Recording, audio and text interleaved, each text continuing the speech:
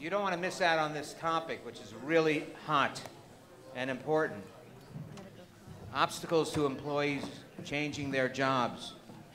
Something you may need to keep in mind. Steve Sonnenberg, who is now a full-time mediator, arbitrator with JAMS, and prior to that was labor and employment law partner at Paul Hastings, where he and I overlapped for a little less than a year, if I recall. I had a cameo appearance there. Steve will introduce our speakers. Okay, so we've got a really, as Sam said, we have a really interesting set of topics up here today. First, Zoe Saltzman from Emery Cheli, and my apologies to the other named partners of that firm, is going to talk about the use of liquidated damages claims against employees. Among other things, what happens when there's a agreement that provides that should a employee leave before the agreed upon term of employment ends, the employee has to pay some amount of money to the employer. So Zoe Saltzman is going to address that and more. And then after that, we're going to hear about antitrust challenges to no-compete and no-poach clauses from Eric Hotstadt and Nicholas Pappas of Weil. Just a little bit about our presenters. Zoe is a trial attorney, a partner at Emery Cheli.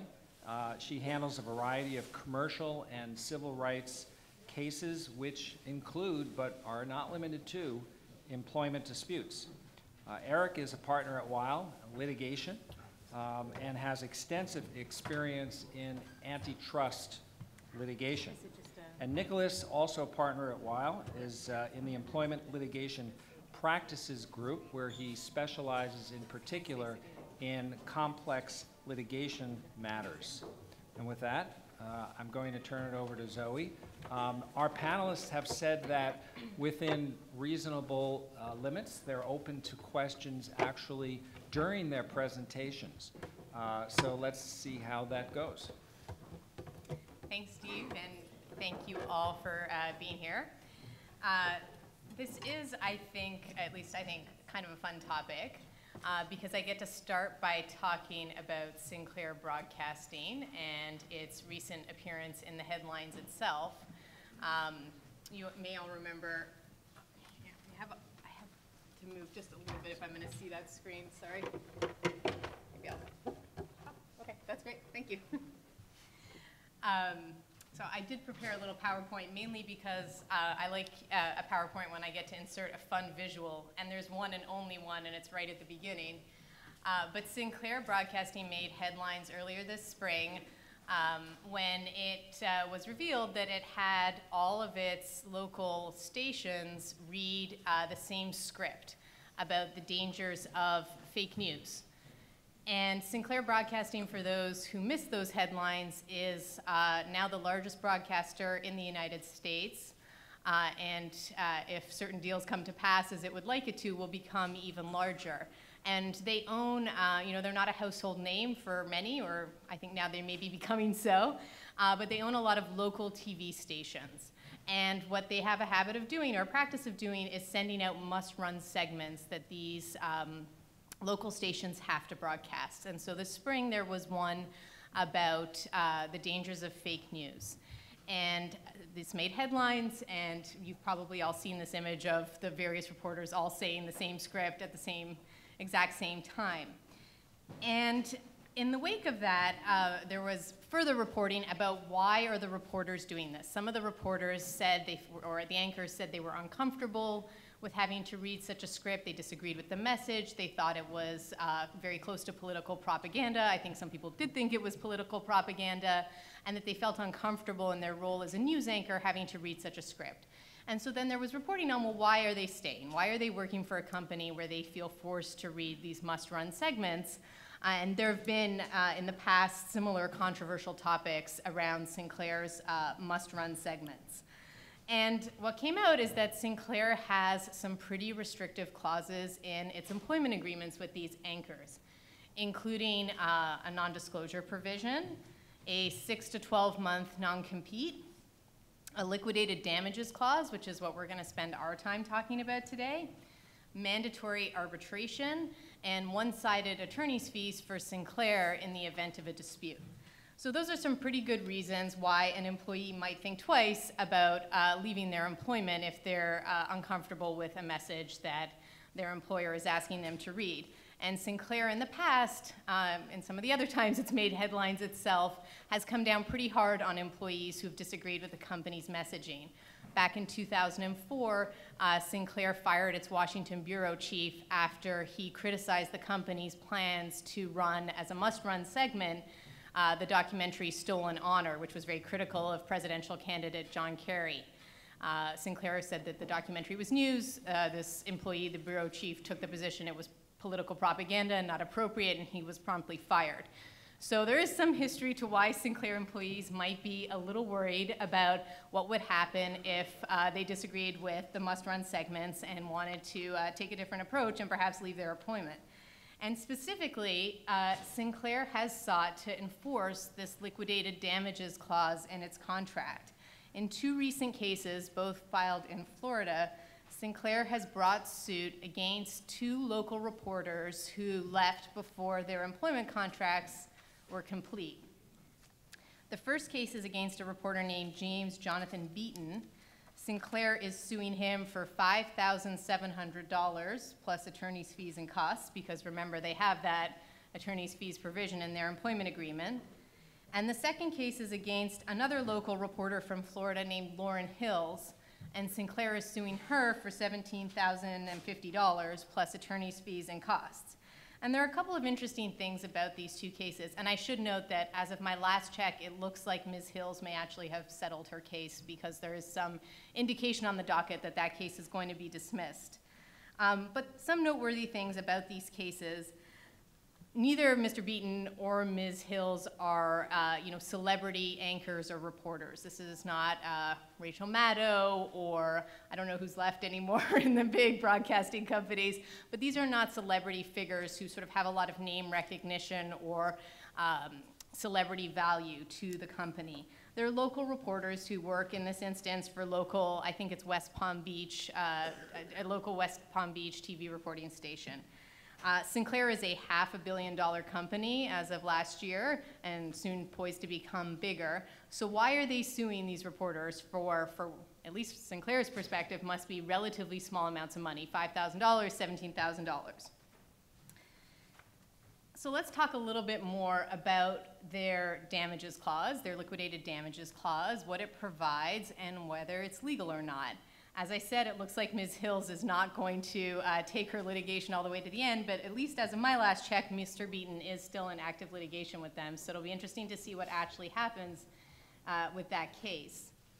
So in Sinclair's employment agreement, it provides that an employee who leaves before the term of their agreement is up must pay the company liquidated damages, and not as a penalty, says Sinclair, and we'll talk about why they have that language, an amount equal to 40% of the employee's then annual compensation multiplied by a percentage equal to the greater of 25% or the percentage of the current contract year remaining after the termination.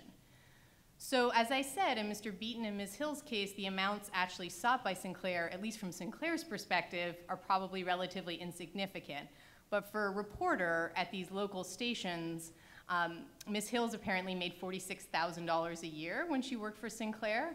So to be sued for over $17,000 plus attorney's fees and costs is a very, very significant sum from her perspective.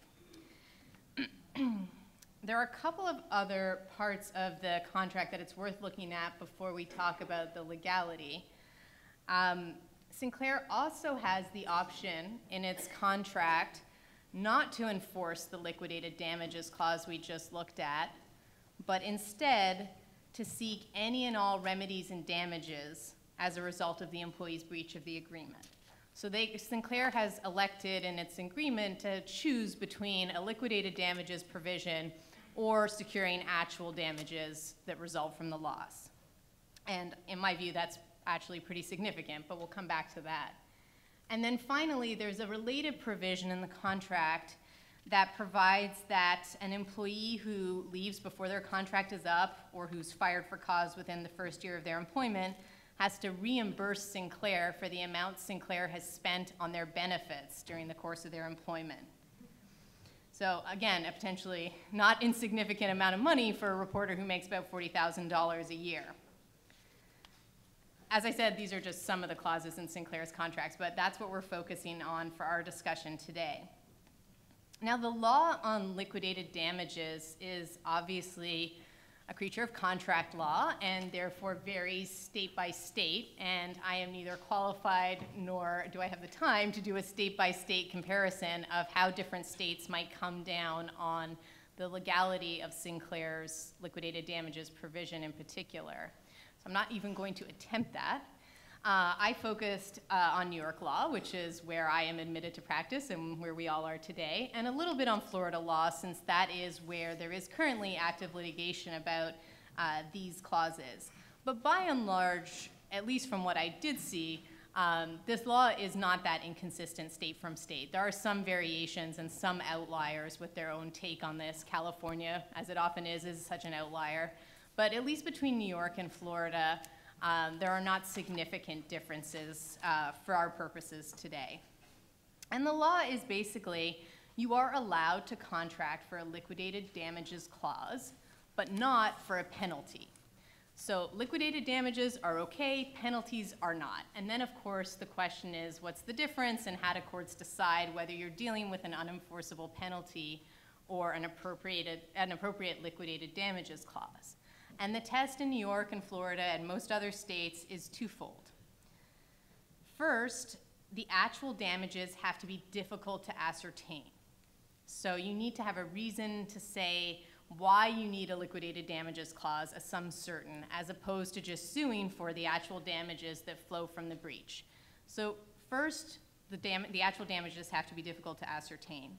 And second, the agreed upon sum, the liquidated damages, cannot be disproportionately high to the actual damages. And researching this and thinking about this for the panel today, it occurred to me that there is something of a paradox between those two factors, right? On the one hand, you have to show the court that the damages are difficult to ascertain, and then you, in the next step, have to show them that you did a pretty good job estimating what the actual damage would have been, and it's not disproportionately high. So I think it's a bit of a strange test if you really think it through. But nevertheless, that is the test, and it has been for a very long time in New York and Florida and most states. The New York Court of Appeals just recently addressed liquidated damages clauses again in 2014, reiterating that this remains the test in New York, and emphasizing that the defendant has the right to put on evidence of the actual loss sustained by the plaintiff in order to show that that second prong is not satisfied, that the actual loss is smaller, disproportionately smaller than the amount the plaintiff is seeking to collect as a liquidated damage. There is some variation amongst the states about whether the actual loss has to be calculated at the time of the breach, or whether the question is, was it a reasonable estimate at the time you made the contract? And that's not really significant as far as I can tell in Sinclair's cases, but there's some disagreement amongst the courts about that, whether you're analyzing at the time of the breach, whether it was a reasonable estimate, or whether you're analyzing at the time of the contract formation. At least in New York, the Court of Appeals seems to be suggesting that perhaps both are relevant, but certainly the actual loss sustained at the time of the breach is something the defendant is entitled to present evidence on. And the law is similar in Florida, as I mentioned. The damages must be not readily ascertainable, and the sum stipulated to be forfeited must not be so grossly disproportionate to any damages that it might reasonably be expected to flow from a breach. And the reason for this is that the courts are concerned with liquidated damages clauses that seek merely to punish for breach of contract. We have a public policy, obviously there are public policy concerns that animate both sides of the liquidated damages versus penalty analysis. On the one hand, you have freedom to contract, and you can, in your freedom to contract, agree on something like a liquidated damages clause. And there are public policy reasons why we might want to incentivize parties to agree in advance on a sum certain in the event of breach. It would certainly mean a lot less litigation, which most people not sitting at this table are probably in favor of. And so there are those public policy concerns. But on the other side, you also have the freedom to breach a contract. You can be held responsible for the breach and the losses that flow from it, but we don't generally allow the idea that you should be punished for breaching a contract, right? That just merely for the fact of choosing to breach a contract or not comply with it, you should sustain a punishment. And that's the concern. Punishment, if a liquidated damages clause is there merely to deter the other party, in this case the employee, from breaching the contract, that is an unenforceable penalty. And that's what that two-pronged test is designed to try to ascertain. So applying this general law to Sinclair's liquidated damages clause that we saw a moment ago, I think there are a couple of reasons why it's going to be hard for Sinclair to actually enforce that clause. First, as I mentioned, Sinclair can elect, under the terms of the contract, to sue for liquidated damages or actual damages. And that's a problem. Both in New York and in Florida, liquidated damages and actual damages are mutually exclusive remedies. And that means you got to choose one or the other. You can't have your cake and eat it too. And these clauses are sometimes called have your cake and eat it too clauses, because that seems like what the employer is trying to do here. And the reason for that is you can't meet that first prong of the test and show that the damages are not easy to ascertain if you've also elected the right to sue for actual damages. If you can sue for actual damages from the breach, then you don't need a liquidated damages clause. You can just do what everybody else has to do when there's a breach of contract and sue for the actual losses flowing from the breach. So the Florida Supreme Court, the case that I had up earlier, I'm probably mispronouncing it, but Lefemine, which is the leading Supreme Court case from Florida on liquidated damages clause, addressed exactly this issue. And the employer there had in its contract an option to choose between suing for liquidated damages or actual damages. And the court said that meant the clause was a penalty and not an appropriate liquidated damages clause. So I think the fact that Sinclair has reserved this right to itself is going to come back to be problematic for it on that first prong of the test. I think there's also a concern that the amount Sinclair has set is disproportionately high. That's the second prong of the test, right? How does the liquidated damages sum sought compare to the actual damages that flow from the breach? And so remember, Sinclair is seeking to recover 40% of the employee's compensation, annual compensation, subject to a multiplier, 25% or the percentage remaining on the contract year. And that's, as I said, quite a high amount if you're Ms. Hills or Mr. Beaton and only earning $40,000 in the first place. So I'm sure they feel it's a very high amount. But there are also some problems, looking at the case law with why that might be a problematic amount. Some courts have said that if the liquidated damages clause is for a sum certain, no matter what the breach, no matter how severe it is, no matter the timing of it, no matter the consequences, just the fact that the employer, Sinclair in this case, is seeking to enforce that same sum certain, 40%, no matter the circumstances, can indicate that it bears no reasonable relation to the actual loss. No attempt was made to calculate or estimate the actual loss sustained. Again, there's a little bit of a paradox here because the whole idea of a liquidated damages clause is that it is a sum certain. But you see courts parsing the contracts to look for example, the difference between a material and an immaterial breach. Perhaps liquidated damages are appropriate for a material or more significant breach, but not appropriate for all breaches regardless of their nature or their impact. And here, Sinclair's contract does not differentiate between the nature of the breaches. An employee can terminate their contract 1 month before it was going to expire anyhow, and the same liquidated damages clause applies as it would to an employee who sought to terminate their contract after only being there for a month. And in fact, in Mr. Beaton's case that's ongoing right now, he apparently, according to public reports, only had 1 month left on his contract when he left Sinclair. So Sinclair, though, is seeking to enforce this policy regardless of the timing of the breach, regardless of the severity. As I mentioned, it applies to all employees. This is not a clause that they reserve for their celebrity anchors, who they might argue have some, inherent, irreplaceable value that's very difficult to quantify. One of the cases I came across in my research is from the Sixth Circuit, where Vanderbilt University was suing its football coach and seeking to enforce its liquidated damages clause for his breach of contract. And there the court said, there are all kinds of consequences that flow from a football university coach leaving his position.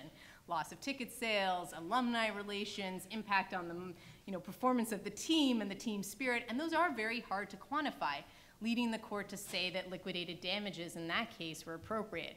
But we've never heard of Mr. Beaton and Ms. Hills before, and by their own account, they're not celebrity figures. They're local reporters, and there are many of them across the country. And similarly, I think it's going to be very hard for Sinclair to show that there's some correlation between this 40% subject to a multiplier lump sum that it's seeking as compared to the actual loss it sustained from losing Mr. Beaton and Ms. Hills' employment. Particularly perhaps in the case of Mr. Beaton, since he was going to leave the company within a month anyhow, it's hard to see how the company could show any actual loss from leaving 1 month early. But if you think about the actual costs they might sustain, hiring costs, training a replacement, we're talking about employees who make $40,000 a year. So I think it's going to be, again, very hard for Sinclair to show some correlation between that 40% lump sum penalty clause or liquidated damages clause and what it actually has to spend on replacing Ms. Hills and Mr. Beaton in the West Palm Beach County Station. So this is obviously one take. I'm sure Sinclair's lawyers are arguing for a very different one in court. But I think it's an interesting way to look at a clause that is liquidated damages clauses are reportedly becoming increasingly common, specifically in the TV broadcasting world, where they started with these more celebrity iconic figures, but are now spreading to lower ranked employees like Mr. Beaton and Ms. Hills, but also into other industries as well. And back to the original question of why is Sinclair bothering to enforce these contracts? It's a really good question, and I'm particularly curious about why they're doing it in open court. The contract contains a very clear mandatory arbitration clause that's mutually binding on both Sinclair and the employee. There are a few exceptions, but none of them are applicable here, and Sinclair hasn't invoked any of them in the lawsuits they filed. So there's obviously something going on here that is not either financial or that's not purely financial on the company's side. So it'll be interesting to see what happens with Mr. Beaton's case. He's written publicly about it and seems to be very determined to fight this one through to the end on the basis of principle and not settle it. So it'll be interesting to see what happens with it. I think those are my prepared remarks, but I am happy to take questions now, or we can save them for after the second part of the panel. I have a question. Oh, go ahead. You have a question, too? Go ahead. With respect to the employer's need to point to some kind of damages in the analysis, you mentioned, for example, the cost of rehiring might be one type.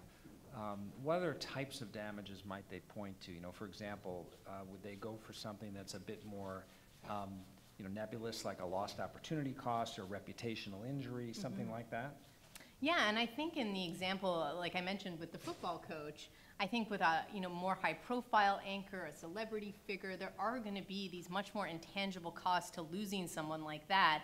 And there, you could see an argument for the need for a liquidated damages clause. It is very difficult, I would suspect, for a network to ascertain the loss of a celebrity anchor. And I think that that's one of the reasons it's so hard with these lower-level employees. Other than rehiring, hiring and training a replacement, and I'm sure there are many of them looking for jobs in Florida right now, what cost does the company really sustain when a local reporter goes on to a different field? In both cases, actually, it's interesting, they left the industry altogether. So they were not breaching their non-compete. They weren't going to a competitor news organization. So in terms of harms that might flow from that, there was no argument there was any such harm. They both went to work for PR, which is interesting also, I think. But yeah, no, I think it's a really good question. And other than that, I really can't think of any. Just one question from the non-employment lawyer on the panel. To what extent you talked about whether the clause is being used to punish or not. To what extent does history of enforcement of the clause become an issue for discovery in these cases, right? Is this something that a company has enforced regularly, or is it just being enforced in this case for, maybe retribution purposes? It's a really good question, and I don't know the answer specifically with Sinclair. I did not become aware of any other cases where it sought to enforce them. Now, that being said, these cases were both filed in local county court, and barring the fake news scandal, it's not clear they would have otherwise generated the kind of public attention and scrutiny they did ultimately receive. So it is possible that Sinclair is out there enforcing these clauses all the time, and it's just not something that's come to the public attention or is readily ascertainable in a legal research search. But I would definitely be interested, if I was representing Mr. Beaton or Ms. Hills, in discovering the company's policy and practice for actually enforcing the clause. Although in this instance, at least from the public reporting in the court file, there doesn't seem to be any indication of particular animus towards these specific individuals. There's something going on because they're choosing to sue for very small amounts in a public court proceeding, and maybe a county court, but there is still a public docket you can access in a way that, they have arbitration. They don't need to be doing that. So there is definitely something going on, but whether it's targeted to these specific individuals, frankly, seems hard to imagine when they're going to a different industry and they're both very low level. And so I don't know. I'm open to all speculation and guesses. Something's going on. Question up there? Yeah, I was just wondering if you think it's possible that Sinclair's choice to do this publicly might be serving a signaling function to the other employees in a way that confidential arbitration would not do. Right. I mean, I think that it certainly seems like that might be the case, that they're making an example of these two employees, right? There doesn't seem to be, with the Washington bureau chief who spoke out publicly against stolen honor and called it political propaganda, that's a very high-profile employee making a very high-profile, impactful statement. That doesn't seem to have been the case with either Ms. Hills or Mr. Beaton. They seem to have been local reporters who chose to move on to other industries sometime before their contracts were up. And my instinct is the same as yours. There's a reason the company's choosing to do this. They do have that attorney's fees clause that might allow them to recoup costs if they're successful, although if I'm right, they should be worried they won't ultimately be successful. So they're laying out money on an attorney to go into court and prosecute these cases, and it's just a very strange decision to take, and there are clearly non-financial motivations at work. What they are exactly, I think we can only guess.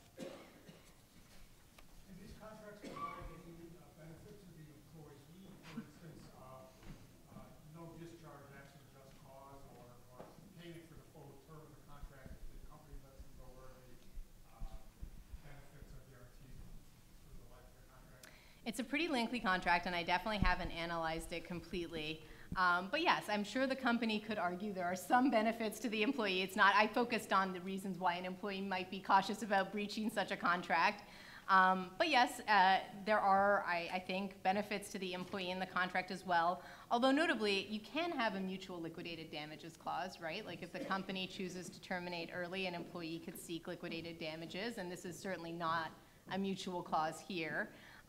Aside from the arbitration clause, at least in the clauses I mentioned, there's no mutuality. So yeah, good question. One last question for me during our last couple of minutes here. Have you noted if there's a greater or lesser likelihood of enforceability of liquidated damages provision based on the underlying alleged violation? So, for example, you could have breach regarding competition, you could have breach regarding a no-hire provision, maybe confidentiality. Do the results of employers trying to enforce this differ depending on the underlying so-called breach? Mm-hmm. I think definitely, as is always the case, the facts always animate how the courts come down on this. And in cases where courts are upholding liquidated damages, I think they are usually persuaded that either the amount sought is not particularly high, or that there is a real significant loss to the side seeking to enforce the liquidated damages provision. And so some of those showings might be, the football coach leaving, or, you know, other reasons why, such as, you know, breach of a non-compete, going to a competitor, taking clients with you when you go to a competitor, ways that, you know, I think that really goes to the first prong of the analysis the courts are conducting. It does make the harm harder to quantify if there are these intangible harms, reputational, loss of client, business, you know, et cetera, that might be alleged to flow from the harm. In this case, in the Sinclair cases, I don't see that argument based on the facts that are publicly known and in the court docket. This seems to be really two very low-level employees at a local TV station who are not seen in the industry, who are not well-known celebrity figures, who are, you know, other than breaching the term of their contract, it doesn't seem like causing any harm to the company. So I think that definitely plays into the court's analysis, and I think it's one of the reasons why Sinclair may have a hard time with this clause in particular. Okay, thank you very much. And we're now going to turn to antitrust challenges to no compete and no poach clauses. Good afternoon, everyone. As Steve mentioned, my name is Nick Pappas. I'm a partner in the employment litigation practice group at Weil, Gotshal & Manges. My partner, Eric Hochstat, is in the antitrust group, and we're going to talk today about some antitrust issues that come up in employment cases. So, Eric, you're in a room full of labor and employment lawyers, and we're all under the impression that employment laws can and do govern all aspects of what employers can do in the workplace. But you're an antitrust lawyer, and I understand that you have a slightly different view of that. Can you give us a brief overview of the antitrust laws that may apply to employers' conduct relating to their workforces? Sure. So the general rule that we're going back to is the Sherman Act passed in 1890 by Congress. That is what governs what companies do in the United States when it comes to agreements that impact employment from a competition perspective. So the Sherman Act of 1890 prohibits restraints of trade, which doesn't tell you very much. The Supreme Court, in subsequent cases, put an additional gloss on that for all of us and said that the Sherman Act prohibits unreasonable restraints of trade. So they gave us the reasonable requirement, which of course doesn't provide much guidance either. And what that ultimately means is that antitrust law is developed over time. So for companies looking at employment issues, you have to think about, well, what agreements or business practices or challenged conduct are we talking about? And the Supreme Court has interpreted the Sherman Act over time to say that, look, we are going to categorize a few sort of narrow sets of agreements as automatically unreasonable. They are per se unlawful. And those agreements are price-fixing agreements, okay, bid rigging agreements, and market or customer allocation agreements. Those are the agreements that will be presumed by law to be an unreasonable restraint of trade if proven to exist.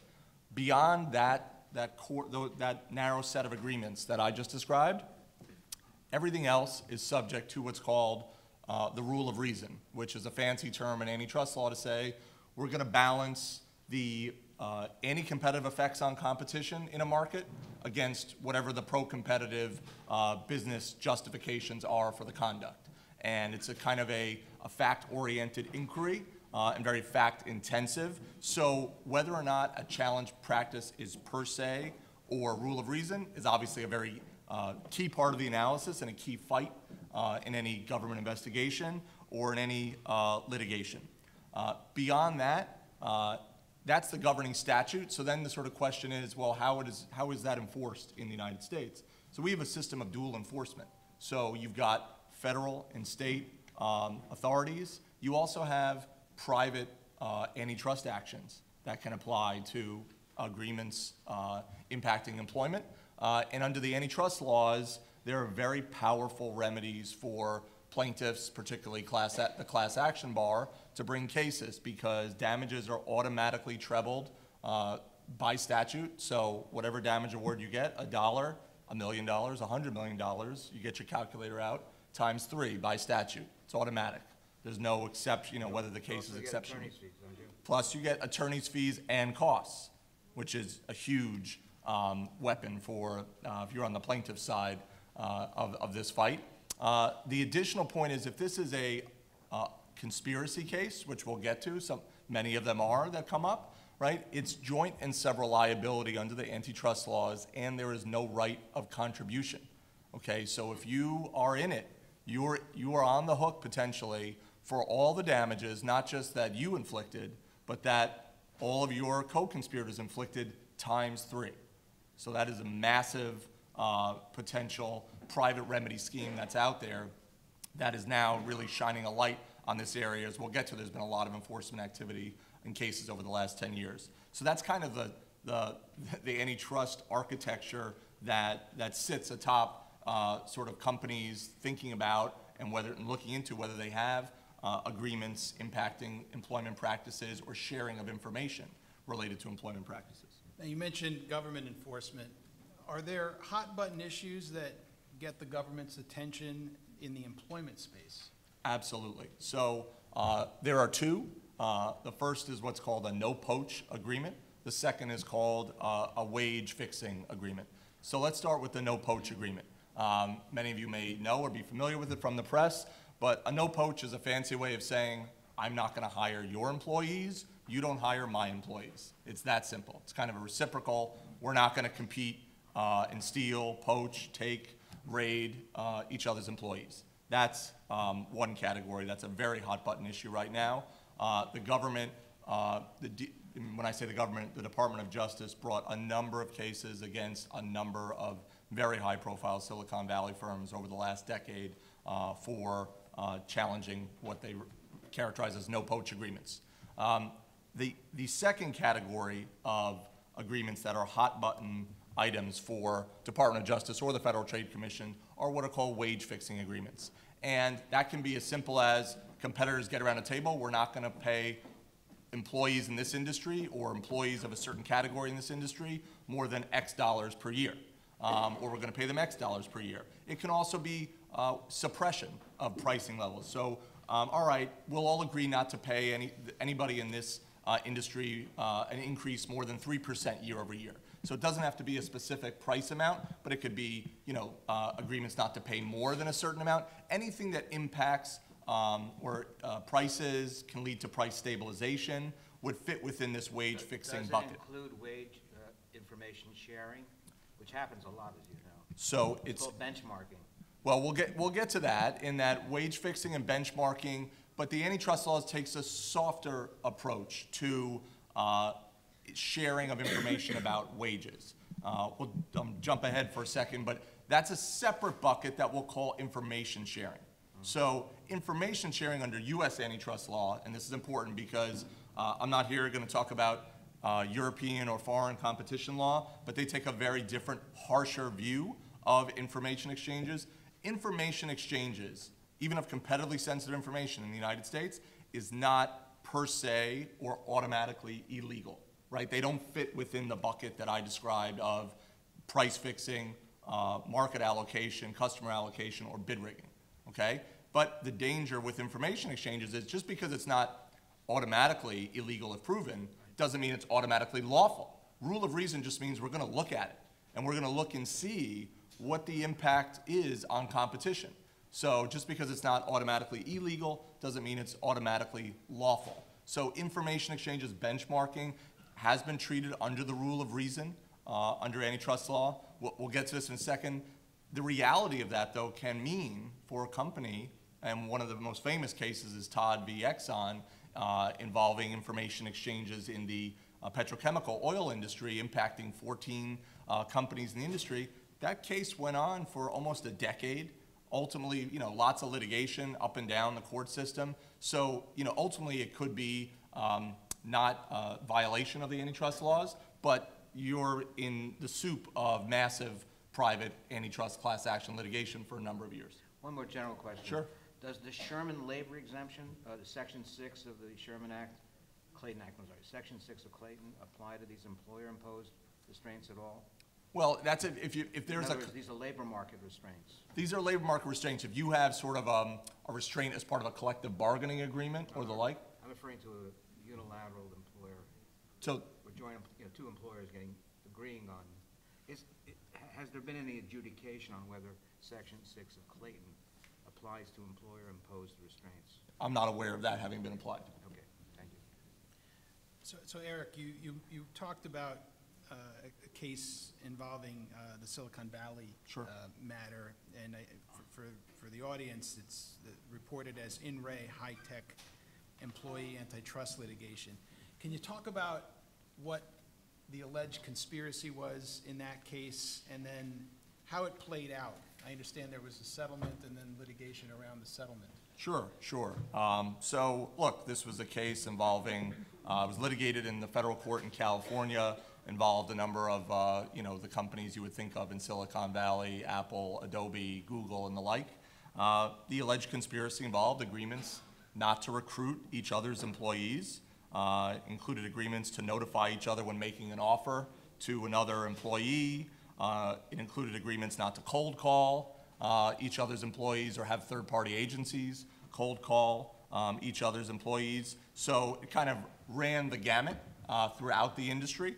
And the allegations in this, it was a private class action brought by the high-tech employees in Silicon Valley. But like with any class action, it can be a handful of named plaintiffs suing on behalf of, as in this case, hundreds of thousands of employees.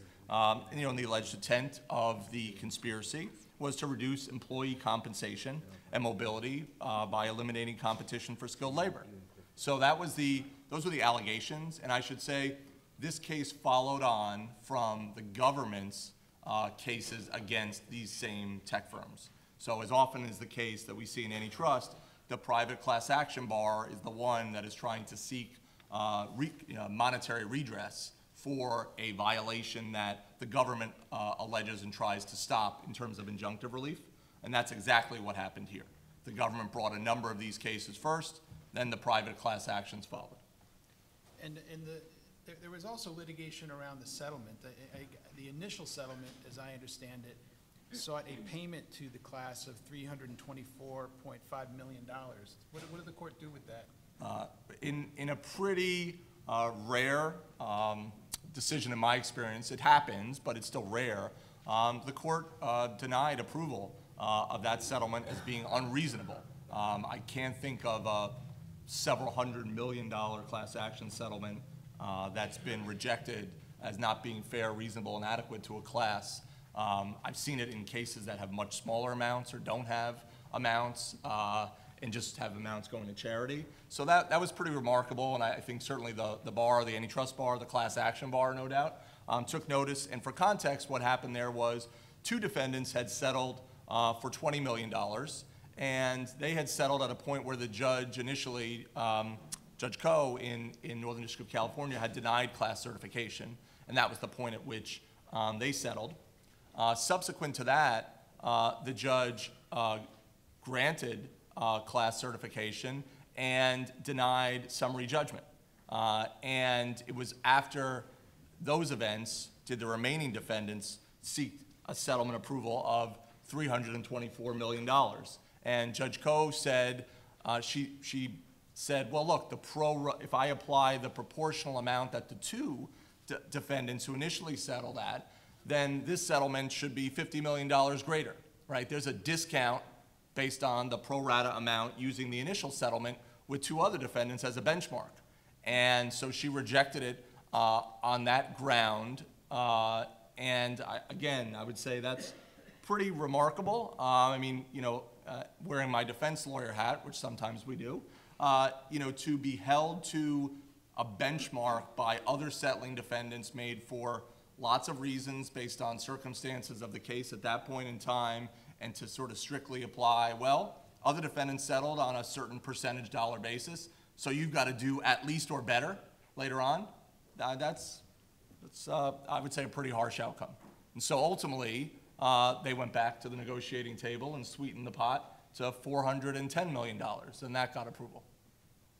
Now, another part of the court's rejection of the settlement involved whether or not the court viewed there being a legitimate collaboration. Because remember, in a settlement, the defendants don't admit liability, but it seemed like the court actually did get into how she viewed the evidence.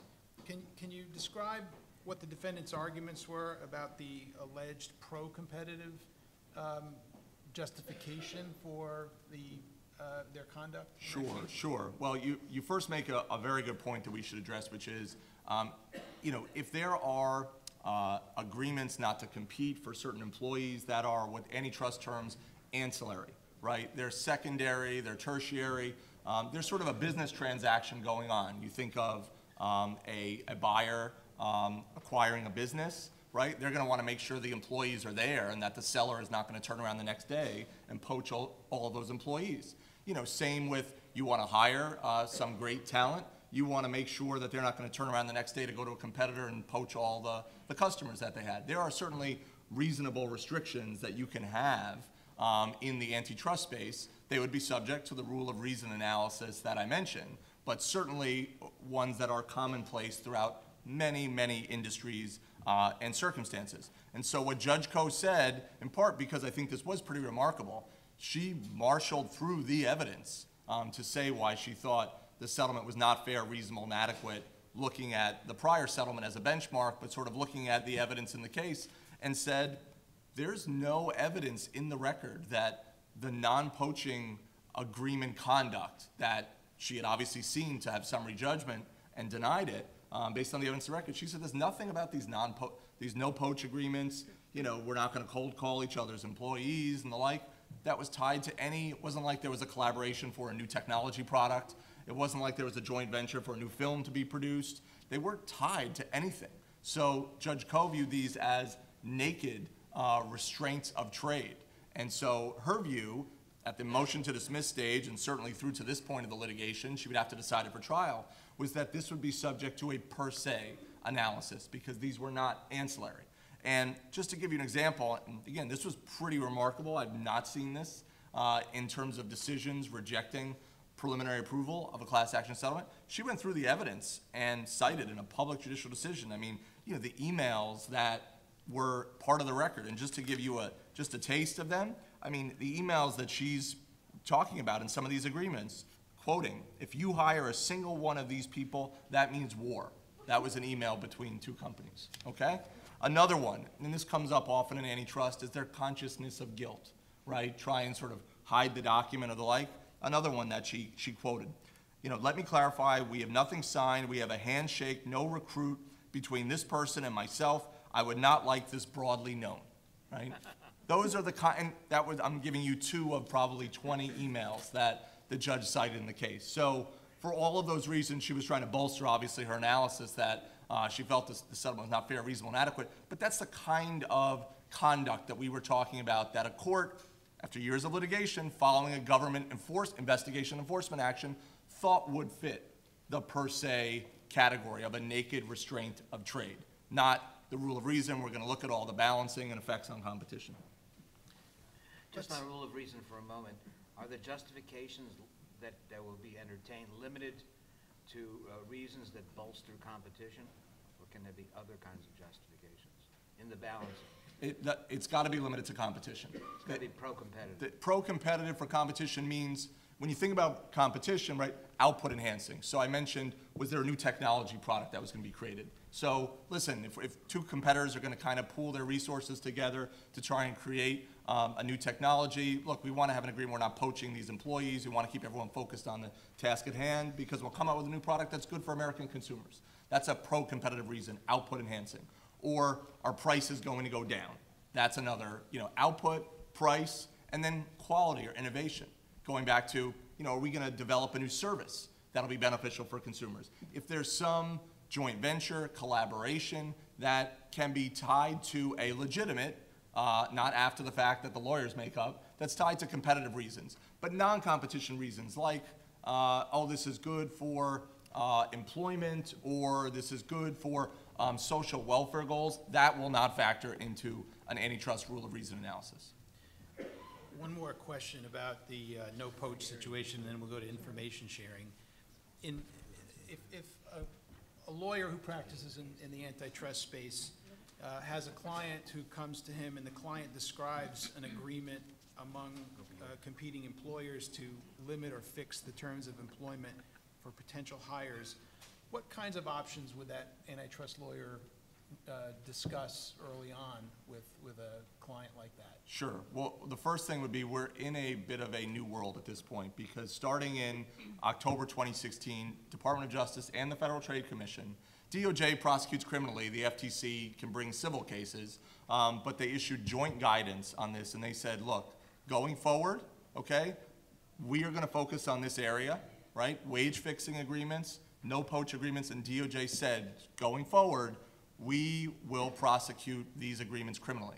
So the no poach case I mentioned to you that DOJ brought against the Silicon Valley companies in the 2010s, that was a civil antitrust case, not criminal, okay? But what DOJ has taken the position now, going forward, we haven't seen the first one brought yet, but there have been a lot of warnings and statements, advance notice, so everyone's on notice. I'm disseminating it to everybody in the room, right? DOJ is going to prosecute criminally in this area. And they made a recent example of this, and then I'll come back to what do you do. There was just a recent settlement that DOJ reached with the two largest rail equipment suppliers in the industry, and this was 2018, and they said, listen, we are exercising our prosecutorial discretion not to prosecute this criminally because the conduct at issue that we're challenging occurred before October of 2016 when we issued our guidance, but they were using this as an example of the type of conduct that will be prosecuted criminally. And again, I will go back to just to quote a couple of the emails that DOJ quoted, just so you have the benefit to see. You may be thinking, well, what is this? What's per se? What's rule of reason? These are some emails that you can see where they fit in the balance of the spectrum. Quote, you and I both agreed that our practice of not targeting each other's personnel is a prudent cause for both companies. Next one, quote, we agreed to talk if there was one trying to get a job. So if you're dealing with DOJ, in my experience, they look for the emails between competitors that say the word agree. That is usually the way they do the searches. So they haven't brought a criminal case yet, but these are the examples of the no poach type cases. Or if competitors got around a table for a wage fixing case, not an information exchange, but sitting around the table, we're not going to pay people more than X dollars. That's what they're going to look at criminally. So going back to Nick's question, if you got wind of something like this that's going on, because now DOJ is saying that they're going to prosecute this area criminally, you want to do a very quick investigation, I mean very quick, to see is there any there, right? Does this agreement actually exist? The reason why is DOJ Antitrust Division has, if not the most successful, one of the most successful leniency programs in the history of the country. So the way that, very briefly, the way DOJ leniency works, if you are first in to confess, okay, you get amnesty. You get the get out of jail free card, all right? So that's the way it works. So you think about this is a prisoner's dilemma, right? So if you're in some conspiracy with one or more of your competitors over a no poach agreement or wage fixing, the first one to cut and run and defect, okay, gets off scot-free criminally from the government, criminally. I'm gonna get to the civil in a second. So you've got to be thinking, and this is why this is now sort of what we've always dealt with in antitrust and cartel cases. Now it's a cartel matter, right? So you need to do a rapid investigation with your client to figure out, do we have a problem? And if so, do we go in? And the answer is not always necessarily to go in, but let me keep with the going in phase. So the incentive, the carrot to go in is you get out of jail free with the government, okay? The corporation's not going to jail, but they will not get criminally fined, okay? But on the civil side, I mentioned to you it's joint and several liability, okay, and treble damages. The leniency program has an additional sweetener that if you are the one to confess first in any civil litigation, so long as you provide satisfactory cooperation to the plaintiff class action bar, your exposure will be limited to single damages and only your own damages. So no joint and several liability exposure, no treble damages. Obviously, the government's providing a big carrot, and Congress provided a big carrot to get people to fess up and uncover these sorts of agreements that are going on. So you need to figure that out quickly, right? Do we have a problem and do we need to go in, okay? Because you're thinking, if I don't go in, my competitor may go in. And if they go in, they're getting out of jail free card first. I'm going to be subject to the criminal prosecution, and the discounts go down for, in terms of a plea, for the next person in line, okay? And that's where you'll be, the next person in line at that point. Plus, on the civil side, now you have joint and several liability and treble damage full exposure with no right of contribution. So that's the prisoner's dilemma that goes on when you get that call, right? We may have an issue here, right? So you want to look at those emails. If your client could do some targeted email searching, who is the HR person, right? Who are the main point of contacts dealing with competitors? Do some searches for the term agree, right? And the like. You need to do a quick, rapid investigation at that point. So let's consider another practice, something that Sam mentioned in one of his questions earlier. What if a group of employers got together and shared information with each other about the base salary they paid to their employees in specific jobs? Does the mere fact of sharing that kind of information raise antitrust concerns? It raises antitrust concerns, but it's the question of how big are the concerns, right? And this is where it gets to information sharing. So on its face, information sharing is not an agreement. It's sharing, right? Where information sharing can get you into more antitrust risk is the antitrust laws allow you to infer an agreement from information sharing. So it's not automatically illegal, but it can be the evidence used for a jury or a court to infer that in fact there was a wage fixing agreement between the various companies that were exchanging the information. And I'll ask you a similar question to what I asked you earlier. Are there circumstances where information shared among a group of employers in the same industry could have a pro-competitive effect? Sure. So the antitrust agencies, antitrust law recognizes there are lots of reasons why benchmarking, information sharing can have pro-competitive effects. And just, sort of to name a few, and even employment related. You could imagine that there can be information exchanged, and we were just talking about this earlier today, the Bureau of Labor Statistics puts out information, wage information. If you're a company in that industry, you want to think, am I out of step with the industry? Do I need to do better to compete? Or maybe I have a different business model in how to compete. So yeah, fine, that's what the industry is doing, but I'm running to my own drumbeat and I want to do something different. So in terms of employment, thinking about it today, there's various ways of information exchanges that could be pro-competitive. So for example, if you wanted to gather information about, are people hiring in the industry, right? What type of jobs are people hiring for? Are they entry level? Are they a senior level? But a key part with any information exchange analysis is to figure out where on the spectrum does this fall. So the antitrust laws want to know, are we looking at competitively sensitive information? That's the first. How competitively sensitive is it? Are we talking about actual wages? Or are we talking about things like maybe the number of employees that somebody's hiring or the type of job that people are hiring in the industry? So how sensitive is the information? And then there's a whole series of factors that courts look at, and the agencies and enforcers said they'll look at to see where in the risk spectrum do we fall. Are we looking at past information?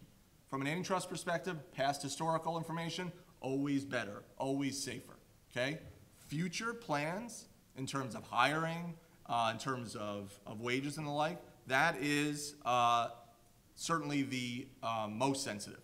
Current information, that is sensitive, but then it becomes to other questions that you want to look at are, well, how many people are involved in this information sharing? Is it just, 5 companies amidst thousands in the industry, or is it the 5 and only biggest in the industry? That's a question, how concentrated the industry is amongst the participants of the sharing. Another one, and maybe 2 others, and then I'll stop and leave some time for questions. You want to look at, well, what are people doing with this information? Are they meeting after getting the information and then talking about the information?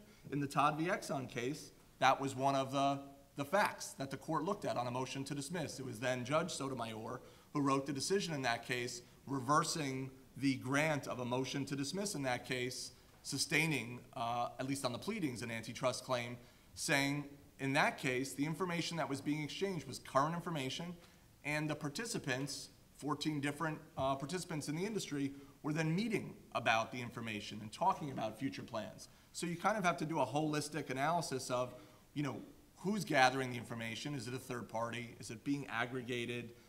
Can you unmask the information so you can actually figure out whose information is represented in the industry? And what are the participants doing with the industry? So you want to go through that range, that analysis, to figure out where on the risk spectrum you fall.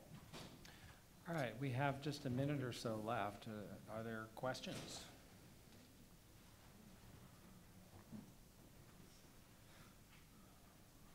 Do you want to take your last minute or so with one more of your questions and answers? Anything concise? You mentioned some ways that companies actually may share information. You mentioned the Bureau of Labor Statistics. What if a firm simply publishes its salary scales publicly, like how law firms may publish information above the law? Is that a problem? So no, it's so long as it's a product of independent decision-making, it's not a problem. So antitrust law has a doctrine called parallel conduct or conscious parallelism, and I'll go to my street intersection with the gas stations around each corner, right? If the first one raises their price by a penny, the next one looks and says, I'm going to raise mine by a penny, and so forth. That, under the antitrust laws, in and of itself, there was no prior meeting by anybody or afterwards or the like, in and of itself, that is not an antitrust violation in this country. Okay, that is just not enough for a court or a jury to say it's an antitrust case as a matter of law. So if a company voluntarily publishes its information and then a bunch of other people follow along, follow the leader or following, so long as it's independent behavior, is not an antitrust issue.